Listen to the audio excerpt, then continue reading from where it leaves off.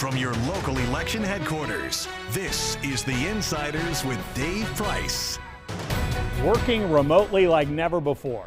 A McKinsey & Company survey of 25,000 Americans said that nearly 6 in 10 are allowed to work remotely at least once a week. Well, since the COVID-19 pandemic struck, members of Congress can vote remotely. They just designate a colleague, their proxy, to submit a vote for them in the House chamber.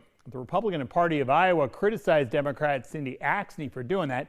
Back in August, Axne vacationed in France with her family as Congress passed the Inflation Reduction Act, one of the Democratic priorities.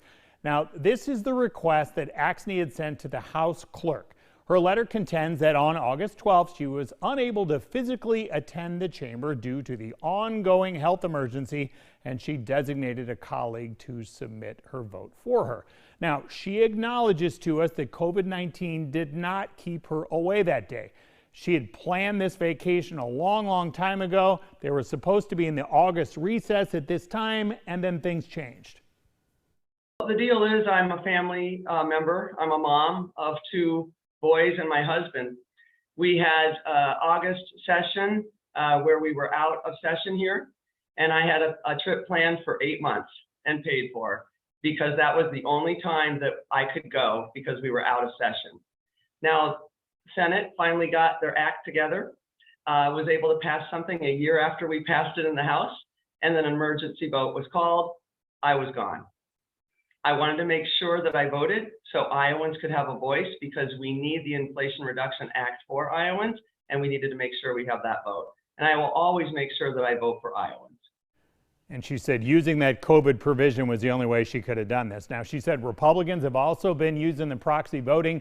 We looked through the U.S. House records that show that Axne has voted this way 9 different times. For perspective here, Colorado Republican Lauren Boebert has used it 1.5 times as much as Axne has. Florida Republican Maria Salazar used it nearly 4 times as often. Now, in all, we found dozens of members have voted by proxy more frequently than Axne has. I just left the chambers where the lineup of Republicans voting by proxy through their colleagues was basically out the door.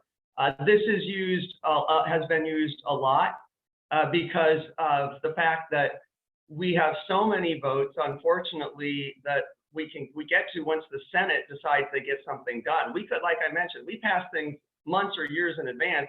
They finally get something done, and then all of a sudden our schedule has to drop. So a lot of folks run into a lot of problems. I believe there should be opportunity for folks to be able to vote by proxy in general, because I think that that's just like the rest of the world. If you're not able to make something that wasn't previously scheduled, and it's important, you should be able, to vote. I'd like to see it changed for the future, not for something to be used all the time in any way, shape, or form, but for things like this, where literally somebody else dictated our schedule. And in this case, it is the Senate, which unfortunately this happens all the time. Now, looking at the House clerk records here for Iowa's delegation, Axne had the most of the 4 here, using this 9 times. Marinette Miller Meeks, the Republican, 4 times. The other Republicans, Randy Feenstra and Ashley Hinson, have not used it according to House records. Now, in person, Axne supported the bipartisan package that provided more federal funding for law enforcement and expanded mental health service response. Part of the package focused on smaller law enforcement units. Axne says it's for departments with 125 staff members or fewer. She says that's just about all of Iowa's departments. Basically one pot of money for all the grants that they go after, the JAG grants, et cetera. And it does not matter if you're in Red Oak or if you're in New York City, you're having to go after that same pot of money. This is a separate pot of money. So you're not in competition with those big cities that have several grant writers and administrators in their offices. We've got units in Iowa, Dave, that 3 people, right? There's nobody there that's going after the grant. Axne believes that this policing package shows that Democrats in Congress do not want to defund the police or eliminate the funding for law enforcement. Activists have been using that term, defund the police, ever since that happened when George Floyd got murdered in Minnesota. She says that term there hurts the party's progress for getting things like reform and improvement. Yes, it's a false narrative. There's not one person in the Democratic caucus that wants to defund the police. Nobody made that up here in Congress. That's some external framework that got pinned on us Democrats, and it's wrong.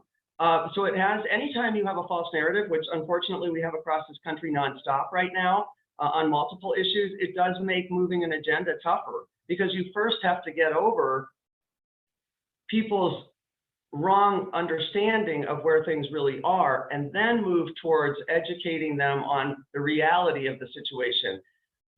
Those lies that are being created as normalcies are dangerous, and they keep good bills from moving forward as quickly as they could be. Up next, Congresswoman Hinson's plan to help working parents and also reduce abortions.